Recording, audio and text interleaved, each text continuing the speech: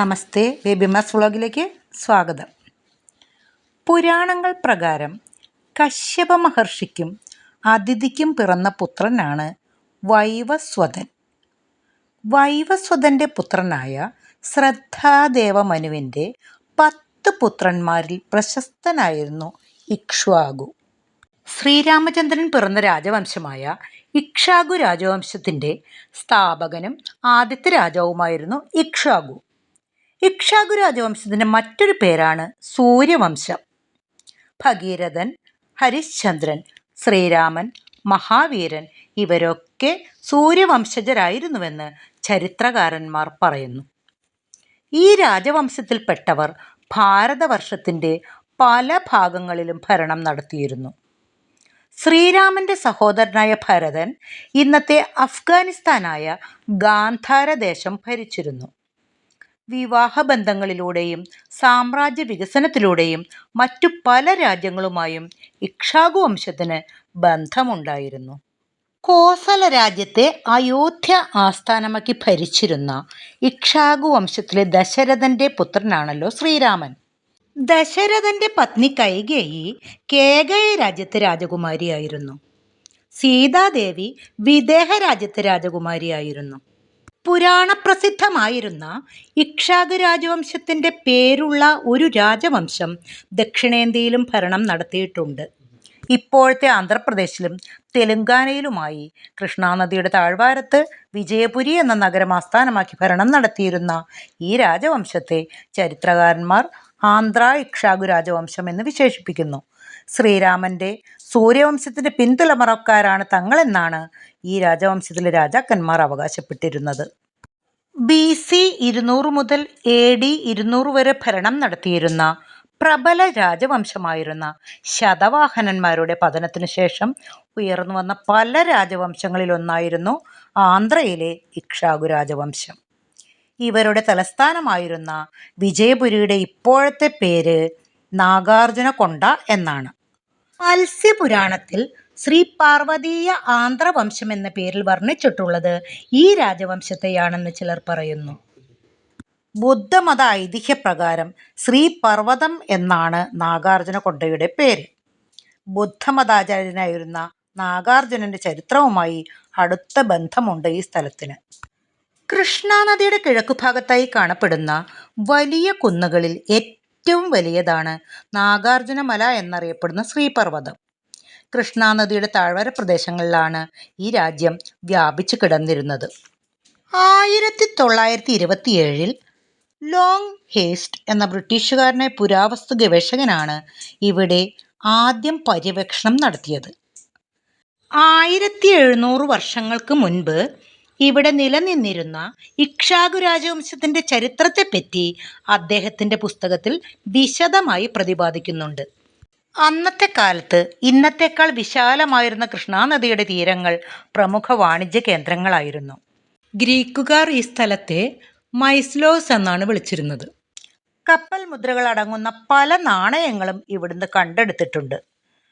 നാഗാർജുനകൊണ്ടയിലെ ലിഖിതങ്ങൾ പാലി ഭാഷയോട് സാമ്യമുള്ള പ്രാകൃത ഭാഷയിൽ ബ്രാഹ്മി ലിപിയിൽ എഴുതപ്പെട്ടവയാണ്.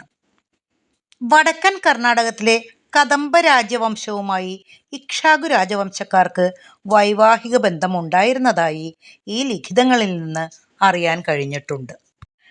ഇക്ഷ്വാകു രാജവംശത്തിൽപ്പെട്ടവർ വേദപാരമ്പര്യത്തിലുള്ള ബ്രാഹ്മണീയ ആരാധനകളാണ് മുഖ്യമായും പിന്തുടർന്നു പോന്നിരുന്നത്. ഈ രാജവംശത്തിലെ ആദ്യത്തെ രാജാവായിരുന്ന വസിഷ്ഠപുത്രൻ ശ്രീ ചന്ദമൂല മഹാരാജാവ് അഗ്നിഷ്ടോമം, വാജപേയം, അശ്വമേധം തുടങ്ങിയ യജ്ഞങ്ങൾ അനുഷ്ഠിച്ചുവെന്നും അനേക കോടി സ്വർണ്ണ നാണയങ്ങളും 100,000 ഗോക്കളും കൃഷിഭൂമിയും ദാനം ചെയ്തുവെന്നും ഇവിടുന്ന് കണ്ടെടുത്ത ഒരു ശിലാലിഖിതത്തിൽ കാണപ്പെടുന്നുണ്ട്.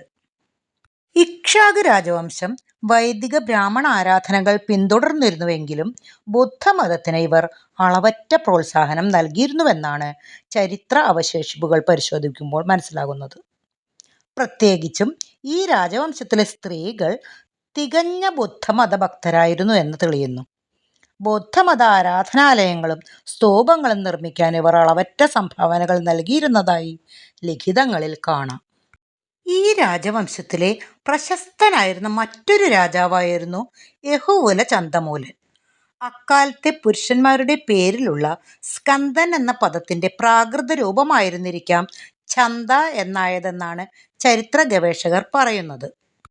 ഇക്ഷ്വാകു രാജകുടുംബത്തിൽപ്പെട്ട സ്ത്രീകളുടെ പേരുകളെല്ലാം ശ്രീ എന്ന പദത്തിൽ അവസാനിക്കുന്നു. സിരി എന്നാണ് ശ്രീയുടെ പ്രാകൃത രൂപമായി കണക്കാക്കപ്പെടുന്നത്. ആര്യശ്രീ, സ്കന്ദശ്രീ, സ്കന്ദകോടിശ്രീ, നന്ദിശ്രീ, നാഗശ്രീ എന്നീ പേരുകൾ ലിഖിതങ്ങളിൽ കാണപ്പെടുന്നുണ്ട്. പണ്ഡിതശ്രീ, പാരിജാതശ്രീ എന്നീ പേരുകളും കാണപ്പെടുന്നുണ്ട്. രാജ്ഞിക്ക് മഹാതലവാരിണി എന്നായിരുന്നു സ്ഥാനപ്പേര്. സ്കന്ദശ്രീ എന്ന രാജ്ഞി ബുദ്ധവിഹാരം നിർമ്മിച്ചതായി ചരിത്രമുണ്ട്. ബുദ്ധന്റെ ഭൗതികാവശിഷ്ടം അടക്കം ചെയ്ത സ്ഥലത്തിനു മുകളിൽ 70 അടി ഉയരമുള്ള ഒരു ഗോളകവും വലിയ മാർബിൾ തൂണുകളും ഉള്ള മഹാചൈത്യ എന്ന മഹാസ്തൂപം നിലനിന്നിരുന്നുവെന്നും സിലോണിൽ നിന്നടക്കം വളരെയധികം ബുദ്ധസന്യാസികൾ ഇവിടെ വന്നിരുന്നുവെന്നും പറയപ്പെടുന്നു. ബുദ്ധമതാചാര്യനായിരുന്ന നാഗാർജുനൻ അവസാന കാലത്ത് ജീവിച്ചിരുന്നത് ഇവിടെയായിരുന്നത്രേ.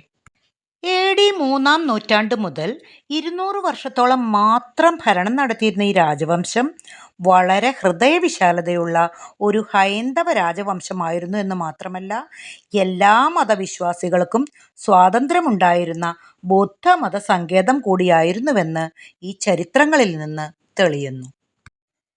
പല്ലവ രാജാക്കന്മാരുടെ ആക്രമണത്തിൽ ഇക്ഷ്വാകു രാജവംശം ക്ഷയോന്മുഖമായി.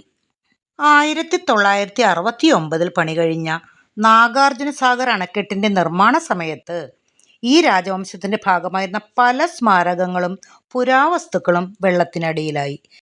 ഇതിനു മുൻപായി പുരാവസ്തു ഗവേഷകർ കണ്ടെടുത്ത അനവധി പുരാതന അവശിഷ്ടങ്ങളും ലിഖിതങ്ങളും അണക്കെട്ടിന്റെ അടുത്തുള്ള ഒരു ദ്വീപിൽ സൂക്ഷിച്ചിട്ടുണ്ട്. ഫെറി മുഖാന്തരം മാത്രമേ ഇവിടേക്ക് എത്തിച്ചേരാൻ കഴിയൂ.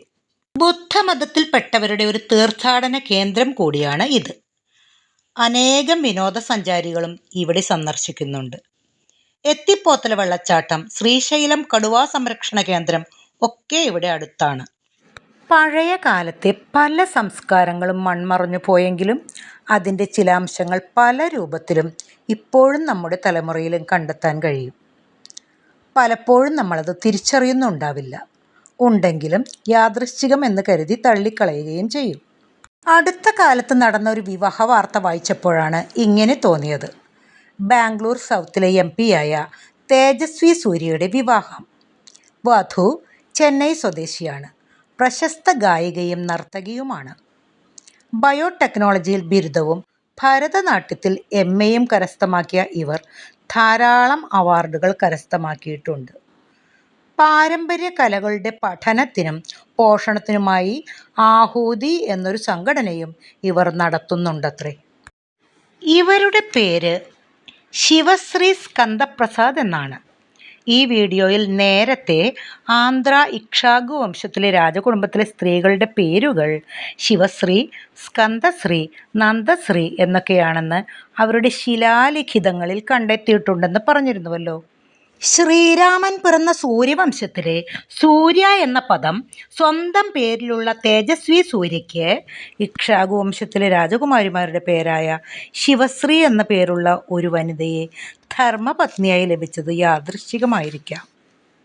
അതോ ഇവരുടെ പൂർവ്വജന്മങ്ങളിലേതിലെങ്കിലും ഇവർക്ക് ഇക്ഷ്വാകു വംശവുമായി ബന്ധമുണ്ടായിരുന്നിരിക്കുമോ? അറിയില്ല. ഇന്നാൾക്ക് ഇന്നാളെന്ന് ഈശ്വരൻ തീരുമാനിച്ചിരിക്കുന്നു എന്നല്ലേ വിശ്വാസം. ഈ ദമ്പതികൾക്ക് എല്ലാവിധ സന്തോഷവും സൗഭാഗ്യങ്ങളും നേർന്നുകൊണ്ട് നിർത്തുന്നു. നന്ദി.